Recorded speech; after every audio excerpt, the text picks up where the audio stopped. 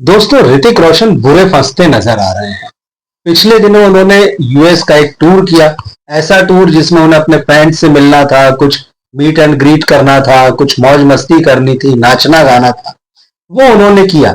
लेकिन वहां की जो बदहाली थी, वो जो अव्यवस्थाएं थी उनके उस टूर में, उसको लेकर बहुत कुछ सोशल मीडिया में लिखा जाता रहा है और यूएस से ही लोगों ने लिखा।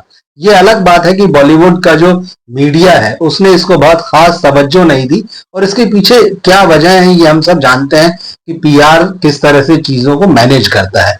लेकिन इसी टूर को लेकर ऋतिक रोशन अब एक बड़ी मुश्किल में फंसते नजर आ रहे हैं, और उसकी वजह है पाकिस्तान के एक पूर्व क्रिकेटर हैं दानिश कनेरिया। उन्होंने इंडिया के एक टेलीविजन चैनल पर कुछ ऐसी बातें कही है, और जो उनकी बातें थी उसका क्लिप भी उन्होंने अपने ट्विटर अकाउंट पे यानी एक्स पर जो शेयर किया है, उसमें उन्होंने दानिश ने कुछ ऐसी बातें कही है जो ऋतिक रोशन की मुश्किलें बढ़ा सकती है। दरअसल इस वक्त जो पहलगाम के बाद का जो पूरा माहौल देश में बना हुआ है, वो एक तो बहुत गुस्से से भरा हुआ है। लोग पाकिस्तान को लेकर उसके जो आतंकवाद को सपोर्ट करने वाला जो रवैया है उसको लेकर बहुत बुरी तरह से नाराज हैं, शोक में भी हैं। और ऐसे एक्टर्स जो किसी न किसी तरह से अपने आप को पाकिस्तान से कनेक्टेड रखते हैं, चाहे फैंस के माध्यम से, चाहे प्रोग्राम्स के माध्यम से, चाहे वहां के जो सेलिब्रिटीज या एक्टर्स हैं उनके माध्यम से, लोग उन पर अच्छे खासे नाराज हैं। ऐसे में दानिश कनेरिया ने टाइम्स नाउ से एक बातचीत में, जो शो होते हैं जिसमें बातचीत वाले शो, उसमें जो बातें कही है वो ऋतिक रोशन की मुश्किलें बढ़ा सकती है। अब दानिश कनेरिया ने इस शो में जो बात कही, उन्होंने अपने एक्स पर यानी ट्विटर हैंडल पर भी लिखा, spoke to Times Now regarding Bollywood star Hrithik Roshan recent show in the USA where he performed alongside extremist and Khalistanis blacklisted by the Indian government. A beef party was held and Hindu deities were blatantly disrespected. अब ये बहुत बड़ी बात है। दानिश कनेरिया ने आरोप लगाया है, और ये बात उन्होंने निश्चित रूप से उस आधार पर कही है कि ऋतिक रोशन या कोई भी बॉलीवुड स्टार जब यूएस के या यूरोप के टूर पर जाता है तो ऐसा नहीं है कि सिर्फ वहां पे इंडियंस ही आते हैं। वहां पाकिस्तानी पहुंचते हैं, वहां बांग्लादेशी पहुंचते हैं, वहां खाड़ी देशों के लोग पहुंचते हैं, यूरोपियन और अमेरिकन तो होते ही हैं। ये सारे फैंस जब पहुंचते हैं तो बहुत सारी चीजें उन देशों के लोगों के माध्यम से अपने अपने देश में पहुंचती है। और उसी के हवाले से कहीं ना कहीं दानिश कनेरिया ने ये कहा है कि ऋतिक रोशन जो जिन आयोजकों के साथ मिलकर इस प्रोग्राम को कर रहे थे, वहां पर जो उनके प्रोग्राम के साथ पार्टी वगैरह रखी गई थी, उसमें बहुत सारे ऐसे लोग भी शामिल होते थे जिनको कि भारत सरकार ने ब्लैकलिस्टेड कर रखा है, जो कि आतंकवादी है, उग्रवादी है, साथ ही साथ वहां कई खालिस्तानी समर्थक भी थे। ये बहुत ही चिंता का विषय है, क्योंकि ये बात सही कि बॉलीवुड के लोग जब बाहर जाते हैं तो एक उनका इंटरनेशनल सर्किल है, वो वहां लोगों से मिलते जुलते हैं, और बहुत सारी बातें यहाँ पर छुपा ली जाती हैं, बताई नहीं जाती। लेकिन दानिश कनेरिया ने जिस तरह से कहा, और एक और चीज जो धार्मिक लोगों की भावनाओं को जो बहुत बुरी तरह आहत करती है, कि ऋतिक रोशन के जो इवेंट्स थे, जो प्रोग्राम्स थे, वहां पर न केवल शराब परोसी गई बल्कि बीफ भी परोसा गया है। इस तरह के सोशल मीडिया में आपको पोस्टर्स वगैरह भी देखने मिलेंगे उस इवेंट के, जहां पर क्या क्या सर्व किया गया है वो सारा बताया गया है। तो वहां शराब परोसी गई, वहां बीफ परोसा गया, और साथ ही ये भी कहा गया, दानिश कनेरिया ने भी कहा कि कुछ ऐसे भी कार्यक्रम हुए, कुछ ऐसी भी पार्टियां हुई जिसमें हिंदू देवी देवताओं के भजन बजाए जा रहे हैं, वहां गाए जा रहे हैं, लेकिन उनका डिसरिस्पेक्ट किया जा रहा है, उनको गलत तरीके से, या उनके बजने या गाए जाने के दौरान जिस तरह से जो चीजें नहीं होना चाहिए वो सारी चीजें हो रही। तो ये बातें जो है ऋतिक रोशन के लिए मुश्किल थोड़ा सा आगे आने वाले दिनों में पैदा कर सकती। असल में आप देखें, ऋतिक रोशन का जो पूरा टूर रहा है ये अव्यवस्थाओं से भरा रहा है।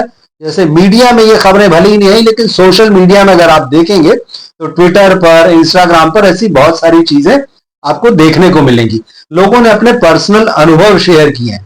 लोगों ने लिखा है कि हम सवा लाख रुपए की टिकट खरीद कर ऋतिक रोशन के शो में पहुंचे, लेकिन वहां जिस तरह का रिस्पॉन्स हमें मिला वो बहुत खराब था। इन लोगों से ये वादे किए गए थे कि भाई जब आप आएंगे ऋतिक जो है पर्सनली मिलेंगे, पर्सनली मीट एंड ग्रीट होगा, फोटो खिंचाने के मौके मिलेंगे। तो जो लोग हजारों और लाखों रुपए खर्च करके गए, उन्हें न तो ऋतिक रोशन के साथ मेल मुलाकात का समय मिला और न ही फोटो खिंचाने का मौका मिला। तो इन सारी बातों ने फैंस को जो है नाराज तो किया और उन्होंने बाकायदा इन सारी चीजों को लेकर सोशल मीडिया में अपनी शिकायतें दर्ज की। फिर इस तरह की भी खबरें आई कि वहां जो आयोजक थे उन लोगों ने, जिन्होंने शिकायतें की, उनको कुछ लोगों को नोटिस भेजे, कुछ लोगों से कहा कि भाई अपने वीडियो हटा लें, धमकी दी गई कि अगर आप नहीं हटाएंगे तो आपको लीगल नोटिस भेजे जाएंगे। तो इस तरह से ऋतिक रोशन का जो पूरा यूएस टूर रहा है ये काफी कंट्रोवर्सी में रहा है।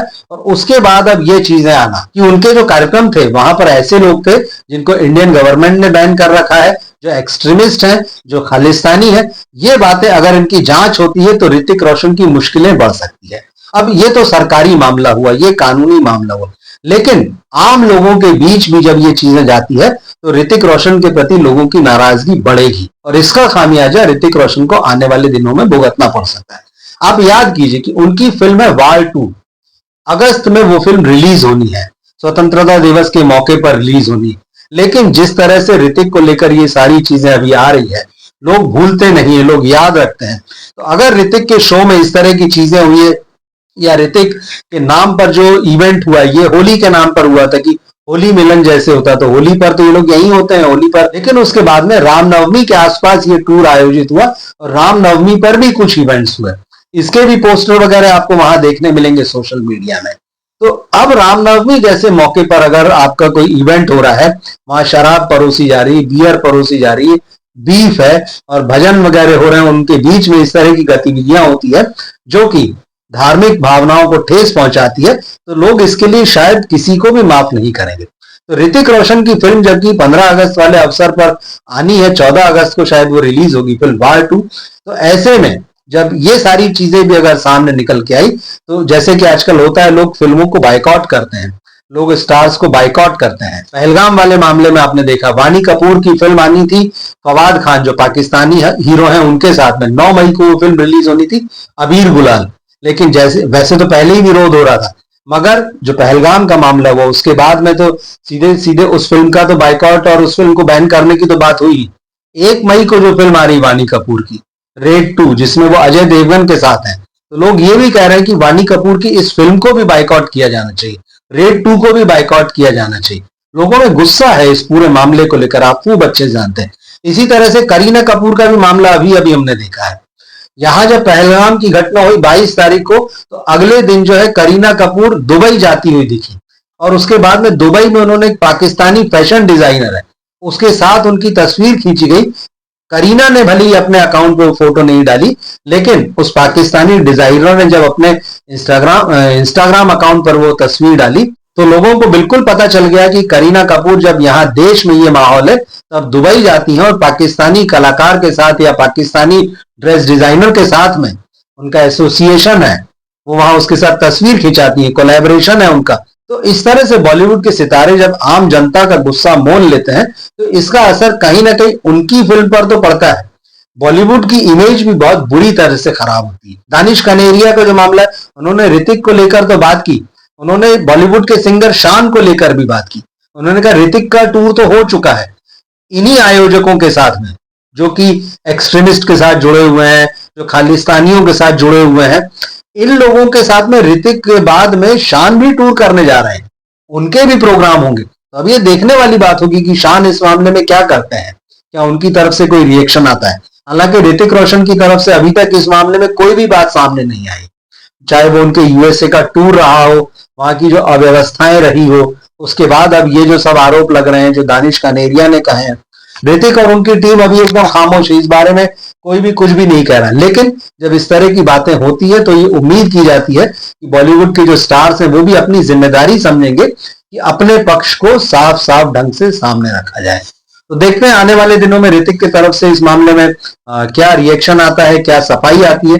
लेकिन अगर ये जो सारी बातें सही है तो ये ऋतिक के लिए खतरे की घंटी है, क्योंकि उनका कैरियर भी कोई बहुत अच्छी स्थिति में नहीं है इस समय। पार्ट 2 का सक्सेसफुल होना उनके लिए बहुत जरूरी है और फिर इसके बाद वो क्रिश 4 का डायरेक्शन भी करने वाले हैं।